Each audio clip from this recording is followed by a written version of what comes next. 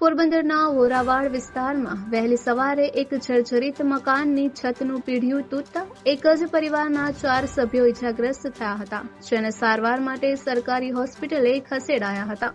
પોરબંદરના વોરાવાડ વિસ્તારમાં આવેલ રાઠોડ ફરિયામાં વહેલી સવારે 5 વાગ્યે ઇબ્રાહીમ ઇસ્માઇલ રાઠોડ અને તેના પરિવારજનો ઊંઘી રહ્યા હતા.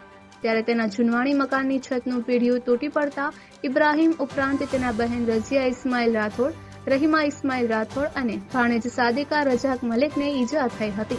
ધડાકાભેર છત તૂટવાના અવાજથી આસપાસના રહીશો દોડી આવ્યા હતા અને તાત્કાલિક ઈજાગ્રસ્તોને સરકારી હોસ્પિટલમાં સારવાર માટે ખસેડ્યા હતા. ઉલ્લેખનીય છે કે વોરાવાડ, પાટિયા બજાર અને ખાડવાવાર વિસ્તારમાં અનેક જૂનવાણી અને જર્જરિત મકાનો આવેલા છે. ખાસ કરીને ચોમાસા દરમિયાન આવા જર્જરિત મકાન ધરાશાયી થવાની ઘટનાઓ બનતી રહે છે. નિપુલ પોપટ, પોરબંદર ટાઈમ્સ. સવારે 5 વાગે સુતા હતા. નિકુંજ જાણે કે ચિંતાનો વિડીયો તૂટ્યો ને હાથે આવ્યો, માથે આવી પગમાં લાગી ગયું, સિસ્ટરમાં લાગી ગયું. સીધે પેલી 108ને ફોન કરીને સિવિલ હોસ્પિટલ 4 જણાને લાગેલું છે. સવારે 5 સવા 5 જેવું વાગ્યું.